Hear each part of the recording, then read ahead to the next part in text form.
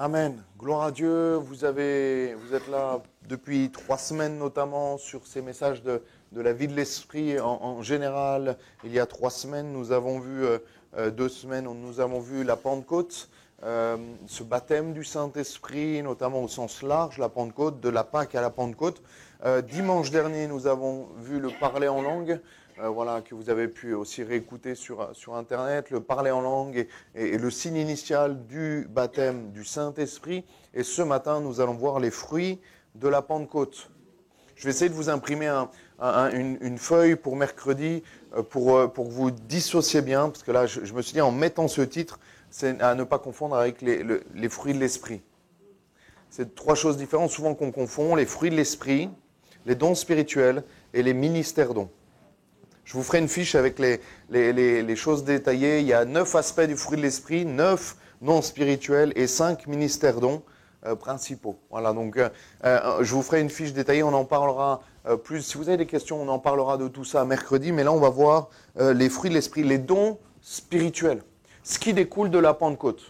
Les fruits de la Pentecôte, j'ai dit les fruits de l'esprit, vous voyez, même moi je m'en mêle. Ce matin on va voir les fruits de la Pentecôte, c'est-à-dire ce qui découle de la Pentecôte. Ce que doit engendrer la Pentecôte dans notre vie et dans notre vie pour l'Église locale et pour notre prochain.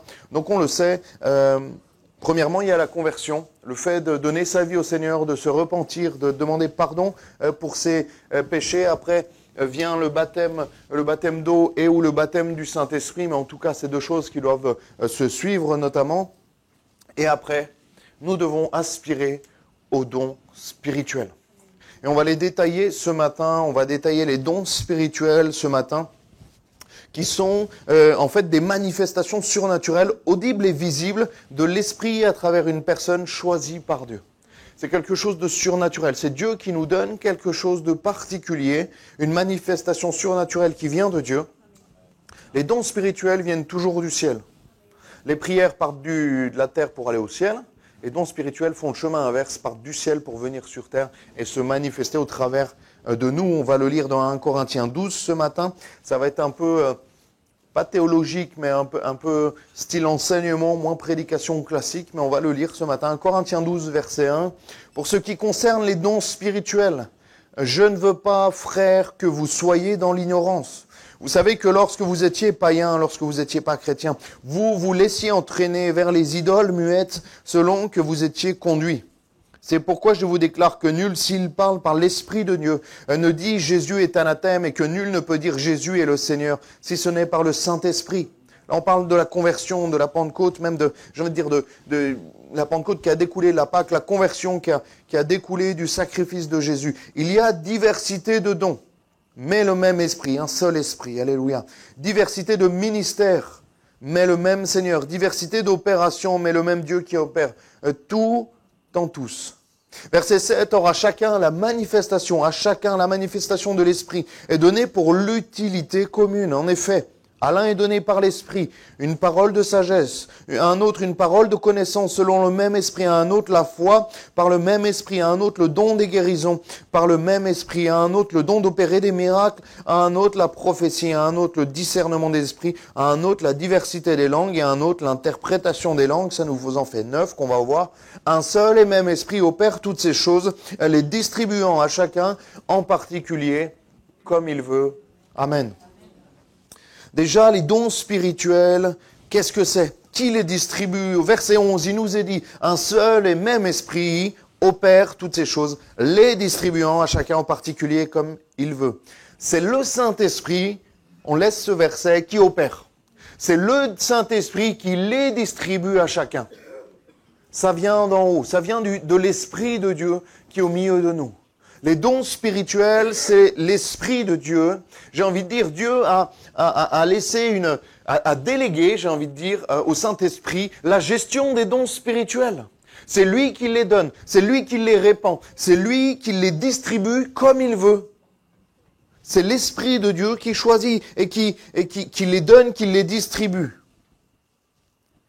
Ce n'est pas nous qui choisissons quel don spirituel nous voulons. Nous devons, nous, aspirer aux dons spirituels. Et le Saint-Esprit les répand en particulier comme il veut. Le principal, je ne crois pas qu'on puisse prier, Seigneur, donne-moi tel ou tel don spirituel. Mais plutôt prions pour que Dieu nous donne un don spirituel peut-être qui manque dans notre Église. Seigneur, viens me donner un don spirituel qu'il n'y a pas dans l'Église et donc qui manque à l'Église. Plutôt peut-être qu'un don qui est déjà très répandu. Nous devons aspirer. L'Église doit avoir les 9 dons spirituels. Ça, c'est le schéma parfait. Le schéma que Dieu veut, c'est que nous ayons les 9 dons spirituels, peu importe qui les a. Il n'y a pas de grandeur ou de différence entre les dons spirituels. Ce n'est pas parce que quelqu'un a le don de guérison qu'il est plus grand que celui qui a eu le don de prophétiser. Le plus important, c'est qu'on doit être tous des outils, comme un orchestre. On s'en fiche, excusez-moi, mais de savoir qui est derrière le violon, le tuba, le tout, c'est que ça soit beau ensemble. Alléluia. Le tout, c'est que ça soit utile tous ensemble. À qui le Saint-Esprit répand ses dons? À qui? Le verset 1, en ce qui concerne les dons spirituels, je ne veux pas, frères, que vous soyez dans l'ignorance. Vous savez que lorsque vous étiez païens. Donc là, il est question des enfants de Dieu. Il est question de personnes qui sont plus païennes. La Bible parle des païens, c'est ceux qui ne sont pas en Christ, en fait. Donc c'est ceux qui sont en Christ qui peuvent aspirer à ces dons. C'est ceux qui sont en Jésus-Christ, qui marchent en nouveauté de vie, qui sont conformes à la parole de Dieu, qui peuvent aspirer à ces choses-là et qui sont préalablement baptisés du Saint-Esprit, qui ont reçu le baptême du Saint-Esprit. D'ailleurs, on a prié pour ça. C'était mercredi ou vendredi, je ne sais plus, mercredi. Je crois on a eu un baptême du Saint-Esprit. On a prié pour cela et le Saint-Esprit est descendu. Amen. On doit le demander, on doit rechercher ces choses. Le baptême du Saint-Esprit premièrement et ensuite les dons spirituels. Amen. Verset 7, « Or à chacun, la manifestation de l'Esprit est donnée pour l'utilité commune. » À chacun. À chacun. C'est-à-dire que si tu as le baptême du Saint-Esprit, tu peux aspirer aux dons spirituels. Amen. Il n'y en a qu'une qui a dit Amen. Tu peux aspirer. Ce n'est pas réservé pour une élite. Ce n'est pas réservé pour ceux qui sont sur l'estrade. Ce n'est pas réservé pour les ministères dons. Ce n'est pas réservé pour les hommes. Ce n'est pas réservé pour une catégorie de personnes, mais c'est à chacun. À chacun qui marche avec Dieu, qui est converti, qui est baptisé du Saint-Esprit et qui a faim, qui a soif de la gloire de Dieu. Alléluia. Et nous devons aspirer. J'ai envie de te dire, si tu veux aspirer à ces dons, prie chaque jour pour ça. Prie chaque jour. Moi, il y a des choses, même dans le domaine des dons spirituels, j'en reviendrai après, il y a un moment donné où je demandais chaque jour la même chose au Seigneur. Vraiment, je lui demandais tous les jours et il a fini par me le donner. Alléluia. Aspirer aux dons les meilleurs. Pourquoi? Pourquoi le baptême du Saint-Esprit ne suffit-il pas? Pourquoi le fait de parler en langue n'est pas suffisant? On l'a vu, le parler en langue, parce qu'il nous est dit, la Bible nous dit, celui qui parle en langue s'édifie lui-même. Alléluia, on aime s'édifier soi-même. Mais le verset 7 du texte qu'on a lu d'un Corinthiens 12 nous dit, à chacun la manifestation de l'Esprit est donnée pour l'utilité commune. L'utilité commune, l'édification personnelle est par rapport au Saint-Esprit, au baptême du Saint-Esprit, au parler en langue, tu es chez toi, tu t'édifies, on est ensemble, on se fait du bien personnellement, mais à un moment donné, il y a un don spirituel. Et là, c'est pour l'utilité commune de l'Église. 11h14, ça me fait peur. Alléluia, on avance. 1 Corinthiens 14, verset 12. De même, vous, puisque vous aspirez, on mange ensemble, donc on n'est pas pressé, au don spirituel, que ce soit pour l'édification de l'Église, que vous cherchiez à en posséder abondamment. Cherche-le pas pour ta gloire, tu l'auras pas. Cherche-le pour l'utilité commune, pour l'édification personnelle de l'Église. Plutôt de l'Église que personnelle. Vous vous souvenez, moi j'ai grandi dans les églises, et quand il n'y avait pas le don, on disait que celui qui l'a reçu l'amène pour l'édification de l'Église.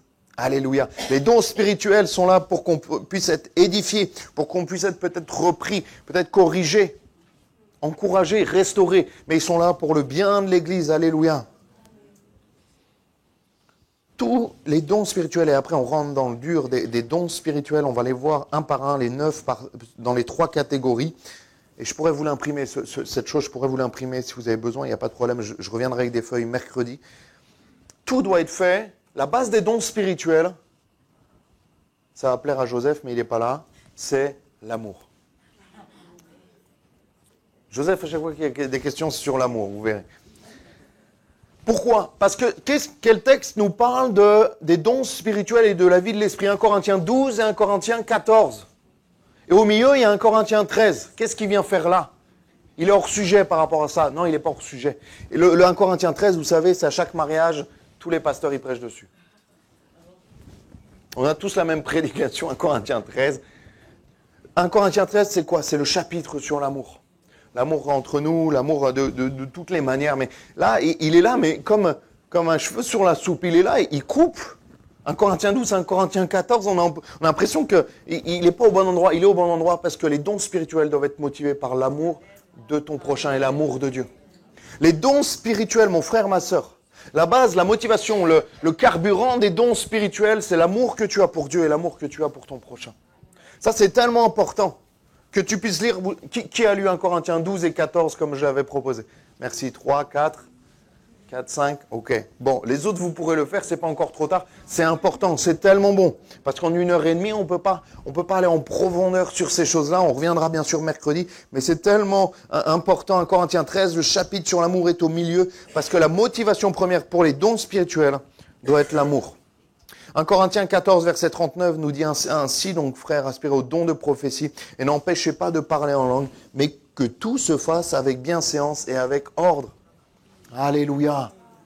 C'était bien ce matin, ça n'a pas crié. Alléluia. Amen. Dieu n'est pas sourd.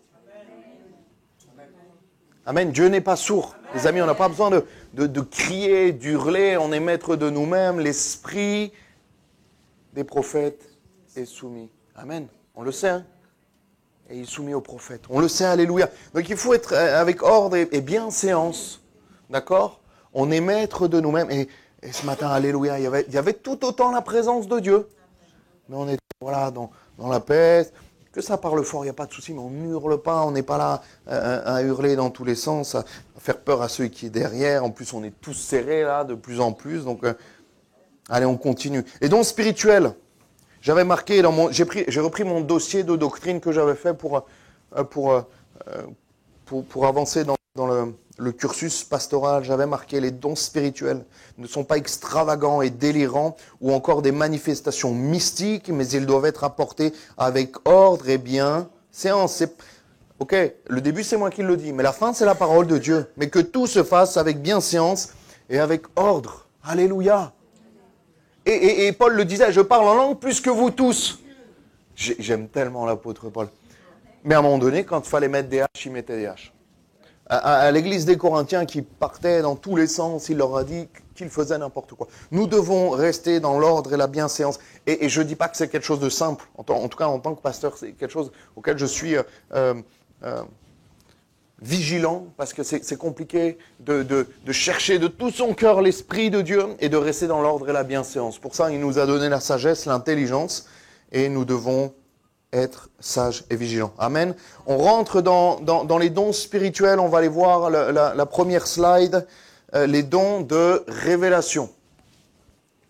Ils se découpent en trois catégories, dons de révélation, dons de puissance et enfin les dons d'inspiration. Ça, ces catégories-là ne sont pas forcément bibliques, c'est qu'on a mis une organisation pour les détailler en trois. Donc il y a trois catégories de 3, ce qui fait 3 fois 3 égale 9. Voilà, jusque-là ça va. Les dons de révélation. On va voir premièrement la parole de sagesse. Dans le texte qu'on a lu, la parole de sagesse, vous voyez, on vient de le lire. Hein. Parole de sagesse, on le lit ensemble, Colossiens 2, 2. Et enrichi d'une pleine intelligence pour connaître le mystère de Dieu, savoir Christ, mystère dans lequel sont cachés tous les trésors de la sagesse et de la science. La parole de sagesse, qu'est-ce que c'est? Le don de sagesse est une compétence qui dépasse l'entendement humain, car ils ne se font pas sur des connaissances humaines. La parole de sagesse est une révélation d'en haut. C'est une sagesse spirituelle qui nous est donnée. Le don de sagesse, j'ai marqué, est une portion de la sagesse divine qui s'exprime au bon moment. Il nous accorde le discernement. Alléluia. C'est l'expression d'une révélation, j'ai marqué, surnaturelle de Dieu concernant sa pensée et sa volonté. On pense à Étienne devant le Sanhédrin, il va être accusé, voilà, de blasphème, de complot, de toutes ces choses. Et il va expérimenter toute la puissance de ce don spirituel. Quand il est accusé devant le Sanhédrin, il va se mettre à parler avec la sagesse de l'esprit. J'ai envie de dire, même si c'est plus compliqué de le comparer à l'Ancien Testament, on peut parler aussi de la sagesse de Salomon. Au moment où vous voyez, il y a ces deux mamans qui réclament cet enfant. Il va leur dire, voilà, qu'on en fasse moitié-moitié, qu'on le donne et on verra bien. Et là, il y a une sagesse de Dieu. J'ai envie de dire, même Moïse qui parle devant Pharaon, là, il y a une sagesse de Dieu. Il y a ce qu'on voulait dire, mais plutôt pour le Nouveau Testament. Acte 6, verset 10, il nous est dit en parlant d'Étienne, mais il ne pouvait résister à sa sagesse et à l'esprit par lequel il parlait. Une sagesse surnaturelle, une sagesse qui vient d'en haut. Alléluia. Luc 21, verset 14. Mettez donc dans l'esprit de ne pas préméditer votre défense, car je vous donnerai des paroles et une sagesse telle que vos adversaires ne pourront leur résister ou les contredire. C'est une sagesse qui nous vient de Dieu pour une situation particulière. J'ai marqué aussi ce dont nous permet de nous défendre face aux accusations de l'ennemi en parlant avec sagesse de l'esprit. La parole de sagesse aide à se sortir de situations difficiles, telles des pièges tendus par les détracteurs de l'évangile. Amen. Vous voyez déjà la sagesse? Une sagesse qui vient d'en haut pour une situation particulière. Une parole de sagesse par rapport à une situation qui est un peu compliquée. Amen. C'est bon pour la parole de sagesse? Parole de connaissance. La parole de connaissance est quand même différente de la parole de sagesse. Ce n'est pas pareil. Parole de connaissance, c'est une révélation de l'esprit concernant une situation précise à propos de personnes ou de circonstances. On prend l'exemple du mensonge d'Ananias et Saphira. Dans le Nouveau Testament, les amis, où c'est un temps où il y avait un temps de réveil, et début de l'Église primitive, et certains vont mettre en commun leurs biens, vont vendre leurs biens et les mettre en commun. Et là, Ananias et Saphira vont vendre un champ et ils vont dire, on a amené là tout l'argent. Mais ils avaient gardé une partie. Ils avaient gardé une partie et c'est pas le fait de garder une partie qui est un problème. Parce que voilà, Pierre l'aurait compris. S'ils avaient dit, voilà, on a vendu le champ, on donne la moitié pour les frères et sœurs et la moitié on la garde pour nous, il n'y aurait eu aucun souci. Mais ils ont menti aux hommes et surtout ils ont menti à Dieu. Ils ont menti envers le Saint-Esprit. Et là, Pierre va avoir une parole de connaissance par rapport à la situation particulière. Il va avoir une connaissance spirituelle. En fait, Pierre, il n'était pas là lorsque le champ a été vendu. Il ne sait pas combien le champ a été vendu. Mais Dieu va lui révéler que ce que dit Ananias et Saphira est un mensonge. Acte 5, verset 3. Pierre lui dit, Ananias, pourquoi Satan a-t-il rempli ton cœur au point que tu mentes au Saint-Esprit et que tu aies retenu une partie du prix du champ? Et là, on va voir qu'ils vont mourir sur le champ, sans jeu de mots. Eh bien, ça va être vraiment particulier. Mais Dieu a révélé au travers d'une parole de connaissance à Pierre une situation particulière. Jésus lui-même aussi avait des paroles de connaissance, dont celle de Marc 11, verset 2, en leur disant, allez au village qui est devant vous. Dès que vous y serez entrés, vous trouverez un anneau attaché sur lequel personne n'est encore monté. Détachez-le et amenez-le. En fait, Jésus est à un endroit, c'est comme si là je vous dis, voilà, allez dans le parc de l'Ariane, il y a un âne qui est attaché et vous me le ramenez parce qu'il faut que je rentre chez moi avec. Et Gabi, il va chercher l'âne, il ramène l'âne et il est surpris qu'il y ait un âne attaché comme ça avec personne à côté, avec une selle, avec les initiales Samuel Mabou. Enfin, voilà, il y a une révélation de connaissance par rapport à quelque chose que je ne suis pas en mesure de connaître. Jésus n'est pas allé dans ce village, n'a pas vu cet anneau attaché. Mais ça lui a été révélé de la part de l'Esprit, de la part de Dieu lui-même. Alléluia. C'est une parole de connaissance. L'Esprit nous révèle une chose pour que nous ne sommes pas forcément... en fait, on ne doit pas l'asseoir naturellement. Ce n'est pas des choses que l'on sait, qu'on a apprises ou qu'on a vues, mais l'Esprit de Dieu nous le révèle. On peut penser aussi à Jean 4, verset 18, quand Jésus est devant la Samaritaine, vous savez, au puits. Et là, il va lui dire que car tu as eu 5 maris et celui que tu as maintenant n'est pas ton mari. Et en fait, il va lui dire, va chercher ton mari. Elle me dit, j'ai pas de mari. Et en fait, il va lui révéler, il va lui dire, en fait, il va lui détailler sa vie. Tu as eu 5 maris, mais celui que tu as maintenant n'est pas ton mari. Parce qu'elle n'était pas mariée avec ces hommes-là. Et en fait, voilà, elle avait une vie de débauche. Et en fait, Dieu va va lui donner une parole de connaissance. Pas pour accuser son cœur, mais pour se révéler à elle. Alléluia. Parce qu'après, elle va dire, Seigneur, lui dit la femme, je vois que tu es prophète. Elle lui révèle en fait la personnalité. Les dons spirituels ont toujours un but. Ce n'est pas juste pour impressionner. Les dons spirituels ont toujours un but spirituel. Soit pour sanctionner des fois, soit pour reprendre, soit pour édifier, soit pour encourager, soit pour restaurer. Mais les dons spirituels ont toujours un but particulier.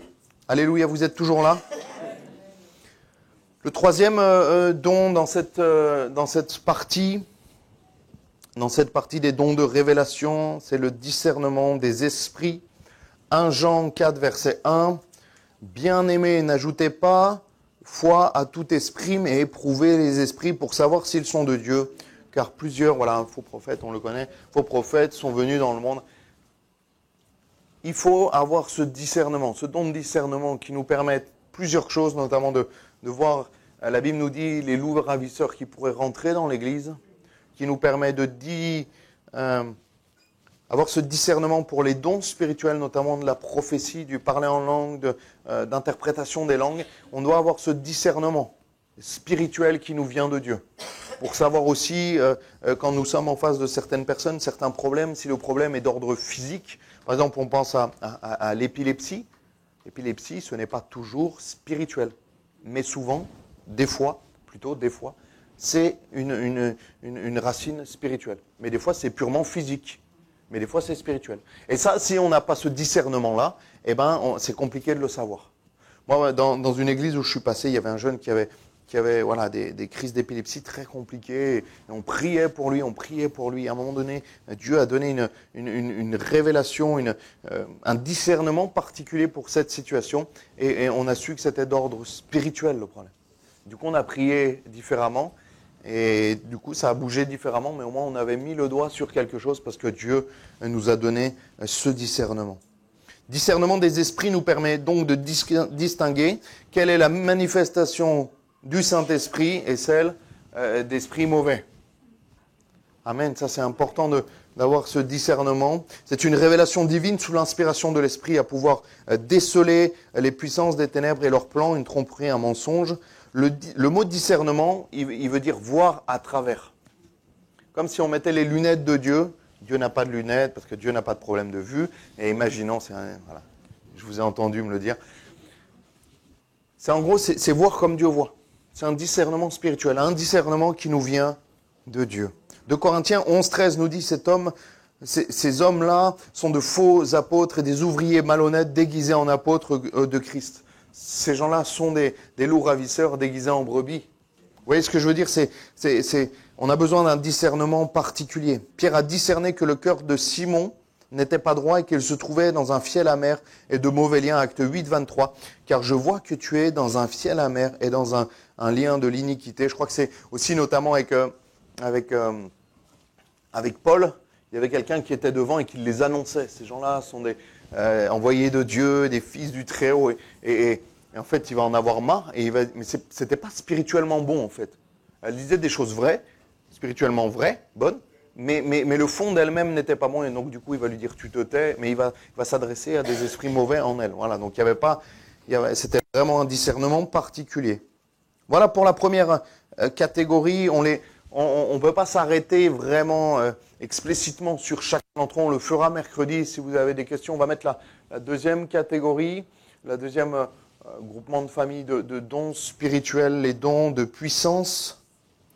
Le don de foi, j'aurais dû mettre... ah oui, mais j'aurais pas pu. C'est plutôt le quatrième, le cinquième et le sixième, hein, vous avez compris. Le don de foi. Oui, mais moi j'ai la foi. J'ai la foi en Jésus-Christ. Oui, mais moi je crois que Jésus est mort pour mes péchés, qu'il est le Fils de Dieu. C'est pas ça le don de foi.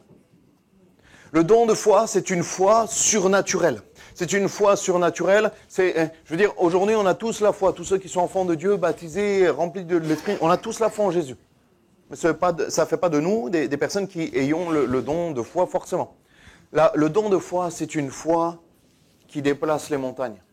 C'est une foi au-delà du salut. C'est une foi supérieure. à tout ça. C'est la foi accordée par l'Esprit, j'ai marqué, qui pousse à croire au miracle et à l'extraordinaire de la part de Dieu. Elle est différente de la foi qui sauve. C'est cette foi qui est capable de déplacer les montagnes. Alléluia. Luc 17, 6 nous dit, « Et le Seigneur, si vous avez de la foi, comme un grain de sénévé, commencez pas à le chanter, vous diriez à ce sycomore, déracine-toi et plante-toi dans la mer et il vous obéirait même à cette montagne d'aller, de bouger. » Ça, c'est la foi qui déplace les montagnes. Alléluia. Il faut vraiment dissocier la foi qui sauve du don de foi de celui qui déplace les montagnes. On vient de le lire. Ce don de foi donne l'assurance au profond de nous-mêmes que tout est possible. Alléluia. Même les choses les plus insurmontables. Jésus n'utilise pas de métaphore quand il parle de déplacer les montagnes, mais dit bien que cela est possible par le don de foi. Ouais, c'est imagé. Non, c'est pas imagé. Grâce à ce don de foi, on pourrait déplacer les montagnes. Touchez pas au Mont Blanc. Amen. Après, vous faites ce que vous voulez. Pierre qui marche sur l'eau également. Il y a ce don de foi. Après, il va douter. Donc, ça va annuler cette foi nécessaire pour marcher sur l'eau. Si c'est toi, Jésus, permette que je marche sur l'eau. Voilà. Il demande quelque chose de physiquement impossible. Il a une foi sur l'eau. C'est pas la foi qui sauve ça. C'est le don de foi. Il va dire, si c'est toi, permets. Il va marcher sur l'eau. Il y a une foi supérieure à tout ça. Et après, le doute vient anéantir tout ça. OK?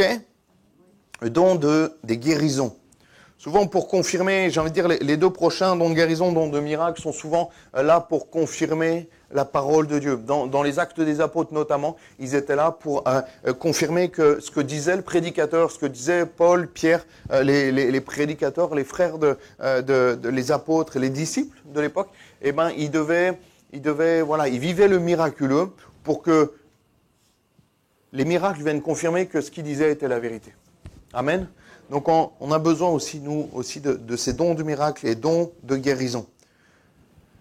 Acte 3, verset 6. Alors Pierre lui dit, « Je n'ai ni argent ni or, mais ce que j'ai, je te le donne. Au nom de Jésus de Nazareth, lève-toi et marche. » Et en même temps, il le prit par la main droite et le fit lever. Aussitôt, ses pieds et ses chevilles se raffermirent. Amen. Ces personnes viennent donc pour voir ces miracles et sont au contact du message de l'Évangile. Bien sûr, le message de l'Évangile, ça reste le plus important. Ça reste l'essentiel parce que ça sauve. Le don de guérison, il est bien, mais il est éphémère. Donc, le plus important, c'est l'Évangile. D'ailleurs, je suis sûr, du temps de Jésus, il y en a plein qui ont été guéris, mais qui ne sont pas forcément sauvés.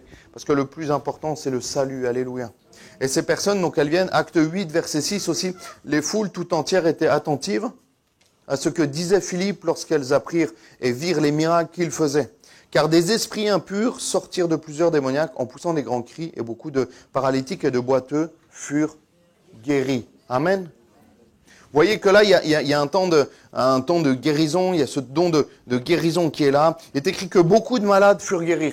Ça ne veut pas dire que si quelqu'un a le don de guérison, qu'il guérit à chaque fois. Ça ne veut pas dire que si quelqu'un a le don de guérison, que dès qu'il prie, obligatoirement, il y a la guérison. Amen. Parce que sinon, après, on tomberait dans la superstition, dans la personne aussi. Il faut vraiment dissocier la personne du don spirituel. Amen. Ça veut dire que, en fait, chacun peut aspirer à ses dons. C'est-à-dire que celui qui a un don n'est pas meilleur que nous. C'est-à-dire que celui qui a un don n'est pas au-dessus de nous. C'est-à-dire que juste Dieu lui a donné quelque chose de particulier. Mais bien dissocier la personne du don spirituel. Il y a même un texte dans l'Évangile où Jésus n'a guéri personne parce qu'il n'y avait pas la foi nécessaire en face. Ouais. La foi aussi nourrit la guérison hein, dans ces choses-là. Et ce n'est pas parce qu'on va prier pour quelqu'un qui va être guéri que tu as forcément le don de guérison. C'est quand même quelque chose qui se répète quand même. Même si ce n'est pas systématique, ce n'est pas parce que tu pries pour quelqu'un et qu'il est guéri. Ça veut dire aussi t'encourager, ce n'est pas parce que tu n'as pas le don de guérison que tu ne peux pas prier qu'il ne peut pas y avoir de guérison. Amen. Voyez-le plutôt comme ça. Si quelqu'un est malade, même dans ton entourage, prie pour lui, propose-lui la prière et dis-lui que Jésus peut le guérir et Jésus peut le guérir. Amen. On doit chercher cela. Même si tu n'as pas le don de guérison, aspire à ces choses. Mais même si tu n'as pas encore le don de guérison, tu peux prier, tu peux vivre la guérison au travers de la prière au nom de Jésus. Alléluia. Le troisième, le sixième don, le don de miracle. C'est une démonstration surnaturelle de la puissance de Dieu, intervenant sur les lois de la nature et de la matière.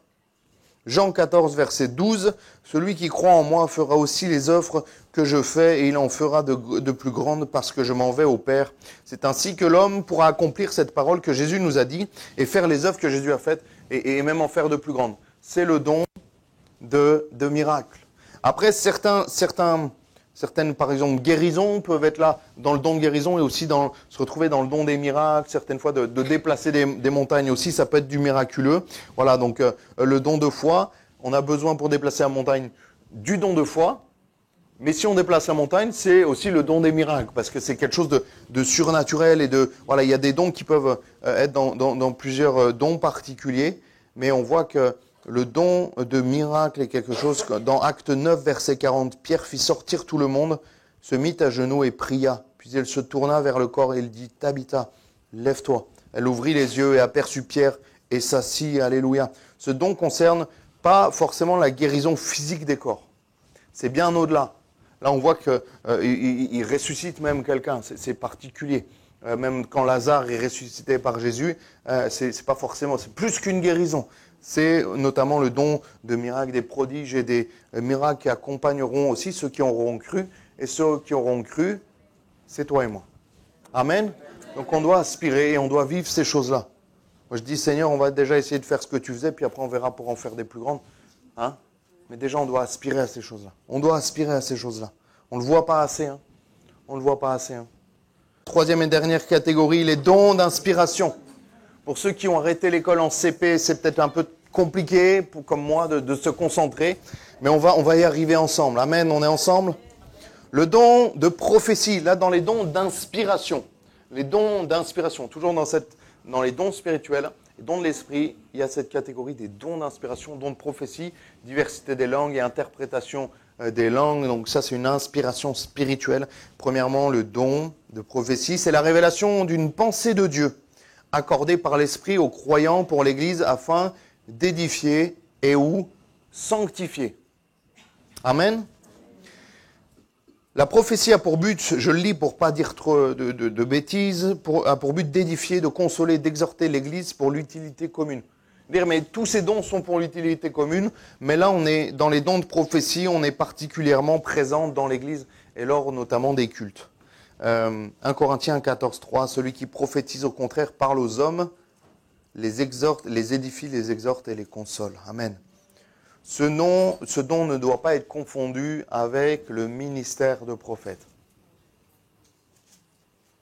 Tu peux avoir ce don de prophétie sans forcément être prophète.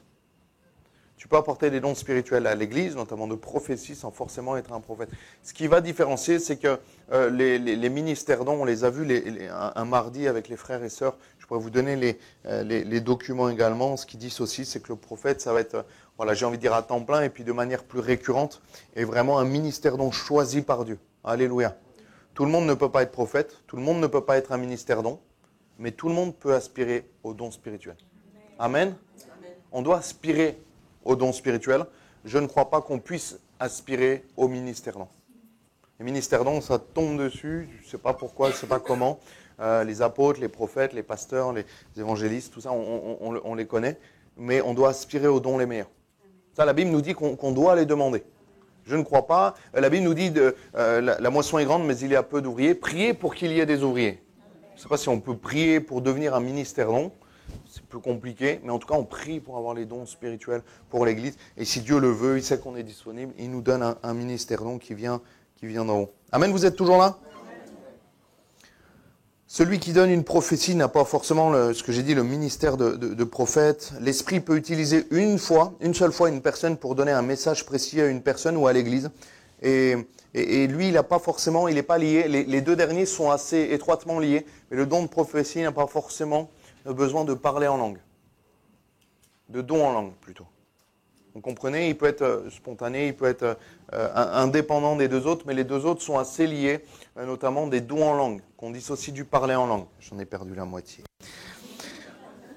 8e don, la diversité des langues. On l'a vu la semaine dernière, on a commencé à en parler, la langue des anges et la langue des hommes. Et là, on est sur un don. C'est plus que ton simple parler en langue chez toi pour te faire du bien, ta petite vie, tes petits domaines, tes petits sujets de prière. Non, là, t'es pour l'Église, pour l'édification de l'Église. Là, on est au-delà du simple parler en langue. Vous savez, des fois, on parle en langue et là, il y a un don spirituel. On le sent même. C'est pas parce que la personne crie plus fort. Non, non. On le sent qu'il y a un temps. J'ai envie de dire, ça se sent. Même dans l'air, ça se sent sans virer dans le mystique, hein, parce que des fois, c'est ma crainte. Mais on sent que, comme ça sent la neige, vous savez, on dit ça ici ou pas? Chez moi, on dit ça sent la neige. Il y a quelque chose dans l'air qui... Et pareil, on dit, il va y avoir un don spirituel. Tout à l'heure, je faisais à Josias comme ça pour qu'il ralentisse au piano. Et paf, il y a eu un don spirituel juste après. Ça se sent. Et en fait, c'est plus que le parler en langue. Tout le monde parle en langue. Et après, hop, un don spirituel, une voix s'élève. Et là, il y a un parler en langue, un don en langue. Et l'Église se tait. C'est biblique. Et on attend l'interprétation. D'accord? Mais là, on est dans la diversité des langues. On attend l'interprétation à part, j'ai envie de dire, mais ce n'est pas la majorité des cas, à part si c'est un don en langue humaine qui a parlé directement à une autre personne qui parle cette langue. Par exemple, un don en coréen qui vient de Dieu, et il était pour une coréenne, et la personne l'a reçu comme ça. Mais dans la majorité des cas, c'est un don en langue des anges, et qui a besoin d'une interprétation en français, parce que j'ai pas fait LV2 langue des anges à l'école, donc je ne sais pas ce que ça veut dire. Et là, une interprétation dans ma langue natale, et ça va me parler, ça va restaurer mon cœur, ça va me reprendre, ça va m'édifier, ça va me consoler. Amen. Le parler en langue, j'insiste, et pour l'édification, vous aurez un test à la fin, et pour l'édification personnelle, quand le don de diversité des langues est pour édifier l'Église. Le don de la diversité des langues parle aux autres. Celui qui apporte ce don ne comprend pas ce qu'il dit. Et il est intimement lié, ce que je vous disais, à l'interprétation des langues, parce qu'il y a diversité des langues. On n'est même plus dans le baptême du Saint-Esprit, on est dans les dons de l'Esprit, dons d'inspiration.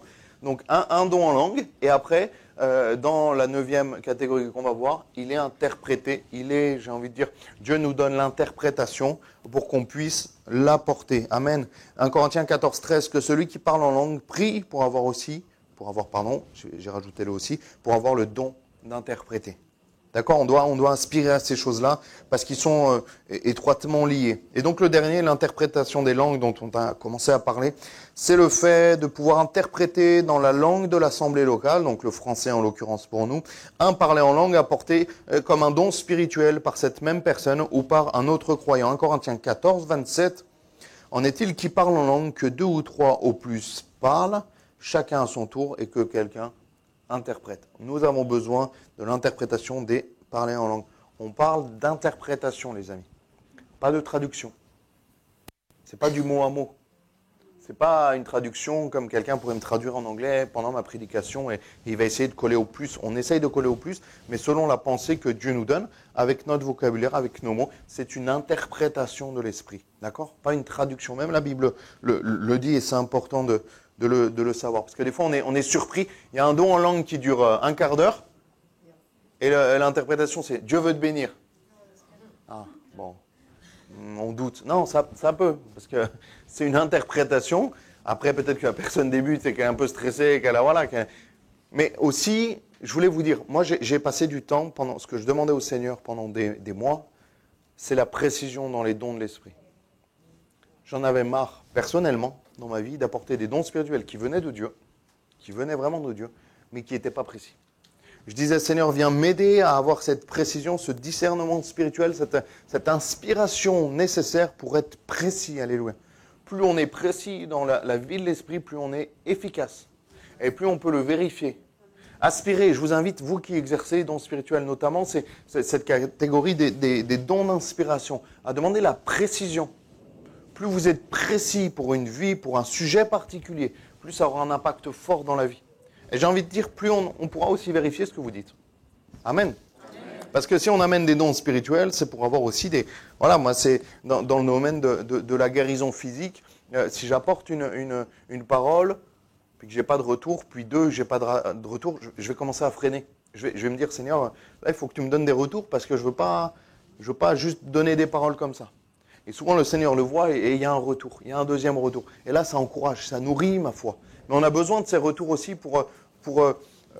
comment encourager, mais aussi aiguiser notre sensibilité. Vous savez, la sensibilité à l'esprit, c'est quelque chose qui est très fin, qui est très fin. À un moment donné, j'ai donné un don spirituel. Je priais vraiment pour la précision dans les dons spirituels. Je dis, Seigneur, donne-moi cette précision. Et Dieu me donne une parole pour l'épaule. Et je dis, tu as mal. Et je donne l'épaule droite, voilà. Il y a une sœur qui vient me dire à la fin, j'ai été guéri. Au moment où tu as dit cette parole, j'ai été miraculeusement guéri. Par contre, c'est l'épaule gauche. Ah, je dis, bon, ben voilà, mais ça me permet de réajuster. Maintenant, j'ai du mal à dire gauche ou droite, mais en tout cas, voilà, je priais pour cette précision. Le côté, ça venait de moi, de ma chair, dans mon esprit, mais l'épaule, ça venait de Dieu. Voilà, et moi, ça m'a permis d'affiner ma sensibilité à l'esprit. Et ça se travaille, mais jusqu'au bout. C'est bon, vous comprenez ? Alléluia. Je ne sais plus ce que je vous ai dit. 1 Corinthiens 14, 5, je désire que vous parliez tous en langue. Parlez en langue, mais encore plus que vous prophétisiez, que vous aspiriez au don spirituel. Celui qui prophétise est plus grand que celui qui parle en langue. C'est-à-dire que, pas la grandeur, pas l'importance, mais celui qui donne un don spirituel est plus grand est plus utile que celui qui parle en langue simplement pour sa propre vie. Pourquoi ? Parce qu'il l'apporte pour l'Église. C'est ce que nous dit l'apôtre Pierre. À moins que ce dernier n'interprète pour que l'Église en reçoive l'édification, c'est aussi parler de l'interprétation des langues. Donc c'est-à-dire que nous avons besoin de ça. Sinon, une prophétie ou un don en langue, sans interprétation, il ne sert pas à grand-chose. D'accord ? Donc nous avons besoin d'aspirer à ces choses-là. 11h47. Laissez-moi une minute, vraiment. L'Église a besoin des 9 dons, j'ai marqué, peu importe qui les a, mais nous avons besoin des 9 dons. Comme une Église, malheureusement, on n'a pas cette chance et il faut des grandes églises pour cela. Comme l'Église parfaite, entre guillemets, comprenez bien ce que je veux dire, a besoin des 5 ministères dons. D'accord ? Donc, mais en tout cas, nous devons aspirer aux 9 dons spirituels pour que notre Église soit complète et que Dieu puisse agir puissamment et confirmer sa parole. Alléluia. Amen. On prie, je finis par un verset, Acte 19, verset 6. Lorsque Paul leur eut imposé les mains, le Saint-Esprit vint sur eux et ils parlaient en langue et prophétisaient. Amen. Amen, on veut aspirer à ces dons-là. Seigneur, merci pour ton amour, merci pour ta grâce. Merci.